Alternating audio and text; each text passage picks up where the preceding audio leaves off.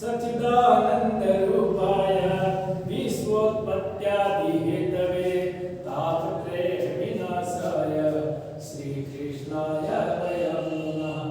नमो नमः। साथियों, आज के इस नूतन वीडियो में आप सभी का हार्दिक स्वागत।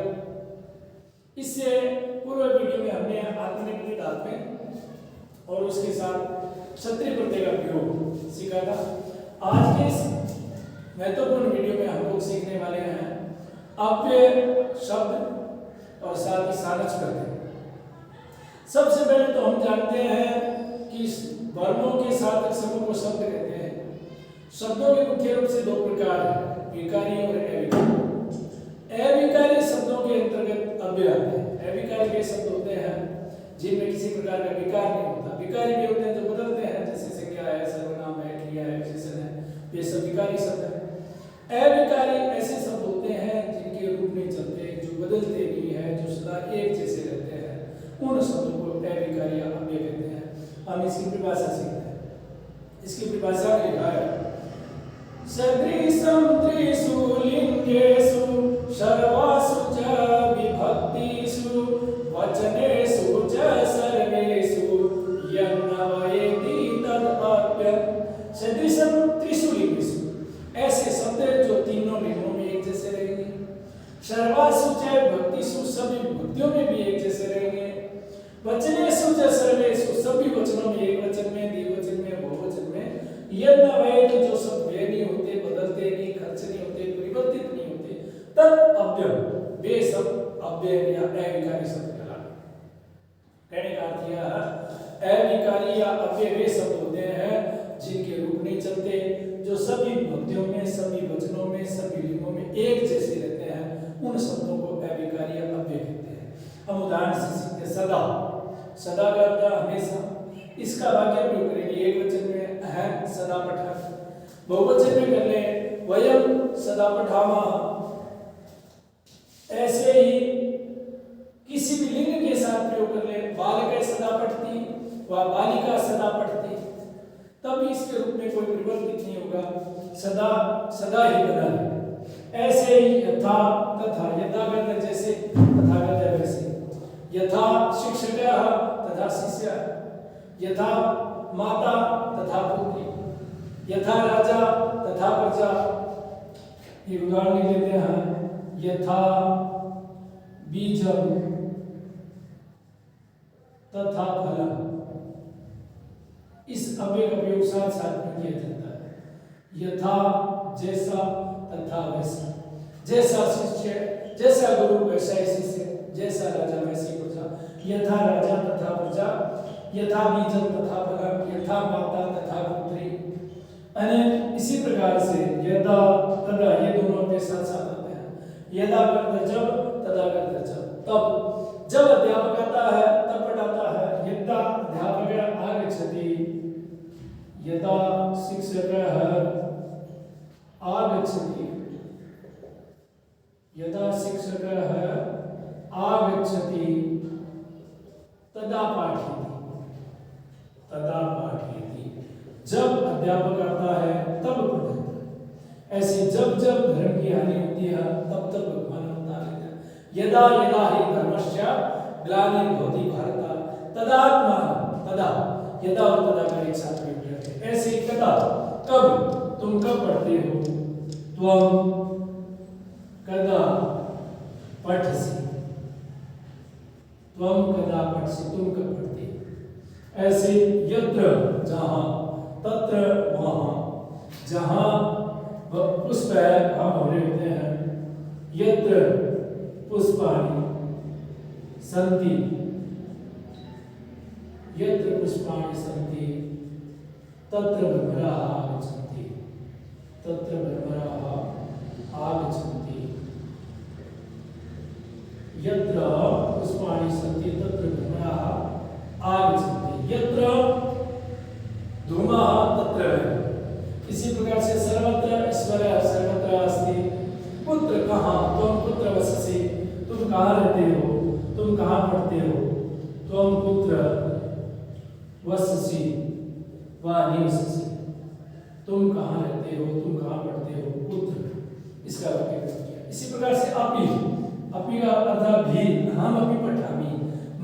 पढ़ता हूँ, अहम भी क्रीडामि, मैं भी खेलता हूँ, अहम अपि पठामि।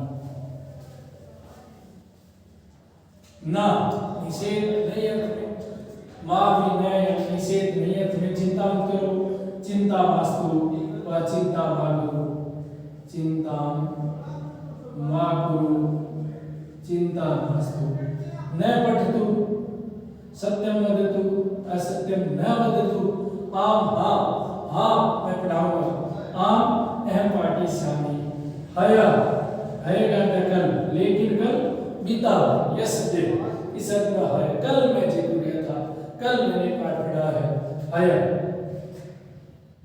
स्व स्व का अर्थ भी कल है, लेकिन ये कल टुमारो है, आने वाला है, कल मैं जयपुर जाऊंगा। स्व अहम जयपुरम गमिष्यामि, स्व अहम संस्कृतं पठिष्यामि, स्व अहम पत्रं लेखिष्यामि, कल मैं पत्र लिखूंगा। अद्य आज गुरुवारः, अद्य गुरुवासरः अस्ति, अद्य गुरुवासरः अस्ति, गुरुवासरः अस्ति, अद्य आज। तो हम देख रहे हैं अधः का अर्थ नीचे, वृक्षस्य अधः खगा तिष्ठन्ति, उपरि का अर्थ ऊपर, वृक्षस्य उपरि खगा तिष्ठन्ति। ऐसी उच्चे की दो है, जोर से सा उच्चे वदति, ऊपर से कहता है, नीचे नीचे धीरे से सा नीचे वदति। इसी प्रकार हमने तृतीय व्यक्ति के साथ पढ़ा था, सह साकम समम सार्धम, ये चारों में भी है, चारों अर्थ साथ में है, इसके योग में तृतीय आती है। तो सह साकम समम सार्धम उदाहरण कर सकते हैं, शिक्षकेन सह बालिका गच्छति, मात्रा सह पुत्री गच्छति। तुल्य सदृशः, तुल्य सदृश के समान, इनके योग में षष्ठी विभक्ति होती है। रामस्य तुल्य, बालकस्य तुल्य, मोहनस्य तुल्य। बिना सबसे महत्वपूर्ण अव्यय योग है, बिना का अर्थ के बिना। इसके योग में द्वितीय तृतीय पंचमी तीनों विभक्तियों का प्रयोग किया जा सकता है। जल के बिना जीवन नहीं है, वाक्य प्रयोग हो सकता है, जलम बिना जीवनम नास्ति। तृतीय में बनेगा जलेन बिना जीवनम नास्ति, जलात् बिना जीवनम नास्ति। पुस्तकम बिना ज्ञानम न भवति, गुरुं बिना ज्ञानम न भवति, गुरुणा बिना ज्ञानम न भवति, गुरो बिना ज्ञानम न भवति। यह कहने का अर्थ तृतीय द्वितीय और पंचमी, इन तीनों का प्रयोग बिना के साथ किया जा सकता है, बिना के बिना। अगले अव्यय को देख रहे हैं तुमन प्रत्यार्थ, जो भी शब्द होंगे, तुमन प्रत्यार्थ सब जानते हैं, के लिए अर्थ में होता है, इसका तुम से रहता है, धातु से होता है। तुमन प्रत्यार्थ जितने भी शब्द बनेंगे वे सब के सब अव्यय बन जाएंगे। पठितुम, लेखितुम, खादितुम, धावितुम आदि से उदाहरण हो सकते हैं। अहम पठितुम गच्छामि, अहम खेलितुम गच्छामि। कत्वा कर्म अर्थ में कत्वा प्रत्यय होता है, इसका त्वा से रहता है, और कत्वा प्रत्यय शब्द अव्यय होते हैं। पठित्वा, लिखित्वा, खादित्वा, धावित्वा, इसके उदाहरण है। लेप प्रत्यय जब धातु से पहले उपसर्ग आ जाता है तो कत्वा के स्थान पर लेप होता है, लेप का ये से रहता है। लेप प्रत्यय शब्द होते हैं वो भी अव्यय बन जाते हैं, जैसे आदाय, अवलोक्य, विलोक्य, आगत्य, तुम अत्र आगत्य किम करोसि, तुम यहाँ आकर क्या करते हो, आगत्य। ऐसे तहसील पंचमी के अर्थ में होता है। तहसील प्रत्यांत जो शब्द होंगे वे भी अव्यय बनेंगे। उदाहरण कुतः, कहाँ से, तुम कुतः आगच्छसि, तुम कहाँ से आ रहे हो। यतः, जहाँ से, ततः, वहाँ से, जहाँ से आए वहीं जा रहा हूँ। यतः आगच्छामि ततः गच्छामि। इसी प्रकार से अभितः प्रत्यय द्वितीय व्यक्ति के साथ बने हैं। अभितः, ये सारे प्रयोग है, इनके योग में द्वितीय व्यक्ति होती है। अभितः करता है दोनों ओर, परितः करता है चारों ओर, एक साथ, पास में, समय, समीप। हाँ, दुख प्रकट करने के लिए दिक्, धिक्कार अर्थ में दिक् के योग में द्वितीय व्यक्ति होती है। उसके अलावा विशेष आज के प्रयोग में रीते, रीते का अर्थ है के बिना, ज्ञान के बिना मुक्ति नहीं है। उदाहरण बन सकता है, ज्ञानात् रीते देव मुक्ति, ज्ञानात् रीते मुक्ति नहीं। ऐसे ही सबसे महत्वपूर्ण अव्यय है खलु। खलु का वाक्य प्रयोग जब आता है कि बार समझ में नहीं आता, अपी का वाक्य प्रयोग जब समझ नहीं पाते, और प्राय रीट परीक्षा में ये प्रश्न बार बार पूछा जाता है, इस वाक्य में कितने अव्यय है या कौन से अव्यय है, किस खलु निश्चित तौर पर मैं निश्चित रूप से कहूँगा खलु अहम पठिष्यामि पाठयिष्यामि च। खलु ये वाक्य। ऐसे ही एक और देखें, अहम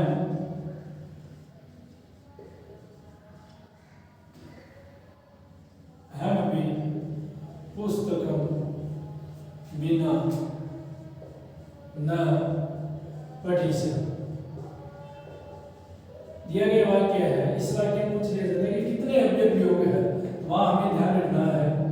अपि, बिना, न, ये 3 इसमें अव्यय किए गए हैं।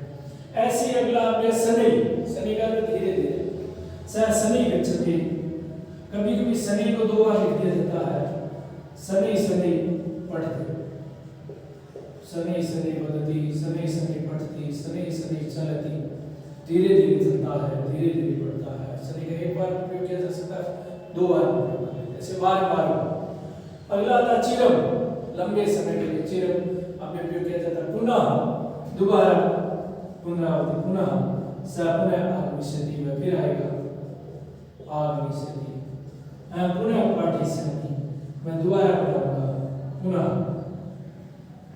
पुनः मिलिष्यामि, हम फिर मिलेंगे, पुनः का वाक्य।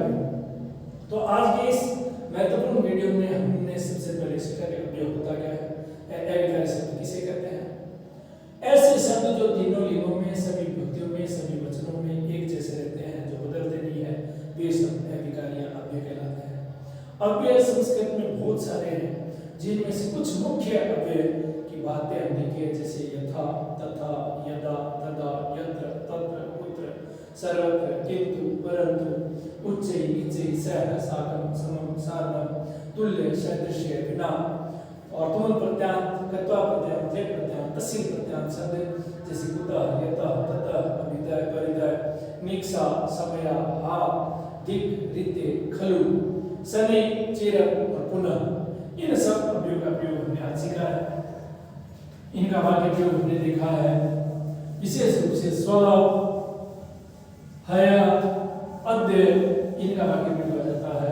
कई बार हमें समझ में नहीं आता, पकड़ नहीं पाते कि प्रश्न पूछने वाला क्या पूछना चाहता है, तो वहां हमें अव्यय को ध्यान से देखना चाहिए, क्योंकि कभी कभी क्या होता है, प्रश्न के आधार पर अव्यय का अर्थ बदल जाता है, वहां ध्यान से देखें।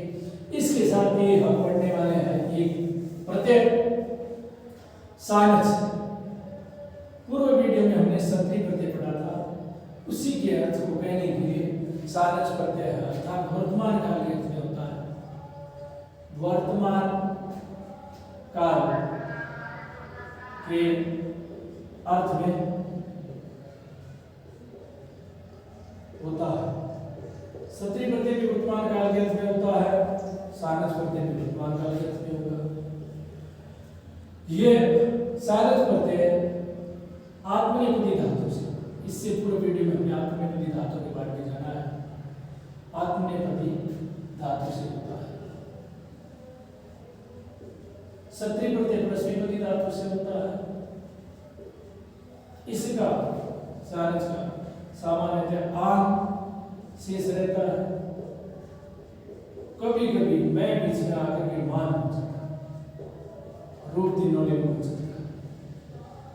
रूप जैसे सत्री प्रत्यान शब्द रूप तीनों लिंगों में है, इसी प्रकार से सानच प्रत्यान शब्द के रूप तीनों लिंगों में चलते हैं। बहुत सरल है, थोड़ा ध्यान से देखिए तो आसानी से पकड़ सकते हैं कि इसमें सत्री है, सानच है। तो ध्यान दें, वर्तमान काल के अर्थ में होगा, आत्मनेपदी धातुओं से होगा, आन शेष रहेगा, मैं बीच में आकर के कभी कभी मान बन जाएगा, रूप तीनों में रूप चलेंगे। उदाहरण देते हैं सेव धातु। हमने सेव का रूप सीखा था, सेवते, सेवेते, सेवन्ते। सेव धातु से सानच प्रत्यय करेंगे, शब्द बनते हैं सेव, आन जोड़ करके सेव, मैं बीच में आकर के होता है सेव माना। पुल्लिंग में, स्त्रीलिंग में सेव माना, सेव माना, नपुंसक में सेव माना, सेव माना। इसी प्रकार अगले धातु ले सकते हैं मुद, खुश होने के अर्थ में है, प्रसन्न होने के अर्थ में, रूप हमने सीखा था मोदते। मुद धातु से सारच करके हम सब बना लेंगे। मोदमानः मतलब प्रसन्न होता हुआ, खुश होता हुआ। मोदमानः स्त्रीलिंग में, मोदमाना नपुंसकलिंग में मोदमाना। इसी प्रकार से स ले सकते हैं।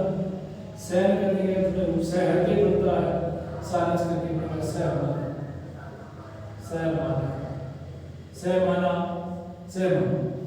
क्रिय धातु करना अर्थ में है, इसे सत्य करके कुर्वन बनाया था, तो यहाँ बनेगा कुर्वाण। ये अलग है, थोड़ा ध्यान रखने लायक है, कुर्वाण है, इसलिए कुर्वाणा, इसलिए कुर्वाण। गम जाना अर्थ में है, सत्री किया था, रूप बनाया था। गच्छन जाता हुआ, यहाँ होगा गम्यमान, चलता हुआ गम्यमान। इसी प्रकार से ईक्ष देखने के अर्थ में धातु है, इसमें सारच करके सब पढ़ा। ईक्ष्माण, ईक्ष्माण हम सब जानते हैं कि जिस शब्द में प या मूर्धन्य श री ग आते हैं उसकी वजह से नहीं बढ़ाया जाता है। या ईक्ष्माण है, ईक्ष्माण है। यदि इसमें वी उपसर्ग को मिला दिया जाए, वी धन ईक्ष कर लेंगे तो यहाँ रूप बदल जाएगा और बनेगा वीक्षमाण।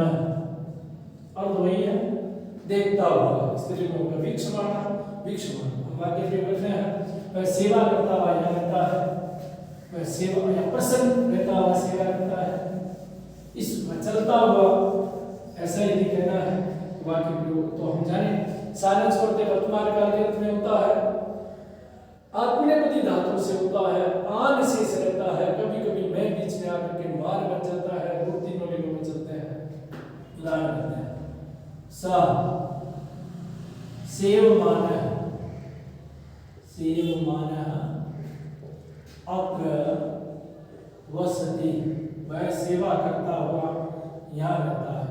ऐसे स्त्री में हो सकता है, सा सेवमाना अत्र वसति, ऐसे स मोदमाना अत्र वसति, सा मोदमाना अत्र वसति। इसी प्रकार से सींग धातु है, सोने के अर्थ में, और सीखना चाहिए। सींग सोने अर्थ में सीधे बनता है, उससे सारच प्रत्यय करके और बनता है शयान है। ये बहुत बार आया है परीक्षा में। सींग धातु सोने के अर्थ में, उससे सारच प्रत्यय करके शयान अर्थ है सोता हुआ, वह सोते हुए बालक को दिखता है। शयान शयानम बालकम पश्यति, स्त्री में शयान बालिका। तो आज के इस महत्वपूर्ण वीडियो में हमने जाना, सबसे पहले अव्यय किसे कहते हैं या अविकारी शब्द किसे कहते हैं, इसकी परिभाषा जानी है, इसके बहुत सारे उदाहरण सीखे हैं। इसके साथ ही प्रत्यय प्रकरण के अंतर्गत आज हमने जाना है सारच प्रत्यय। वर्तमान काल के अर्थ में होता है, धातु से होता है, वो भी आत्मनेपदी धातु से होता है, आन शेष रहता है, वह बीच में आकर कभी मान बनता है, रूप तीनों लिंगों में चलते हैं। इसके साथ ही आपसे एक बार पुनः आग्रह रहेगा, आपके इस प्रिय चैनल आचार्य हनुमान को आप ज़्यादा से ज़्यादा लोगों तक पहुँचाइए, शेयर करिए। यदि आपको मेरे द्वारा संप्रेषित की गई सामग्री पसंद आ रही है तो आप जयतु संस्कृतम या जयतु भारतम जरूर लिखें। बाकी बातें अगले वीडियो में इसके साथ जयतु भारतम, जयतु संस्कृतम, जयतु भारती।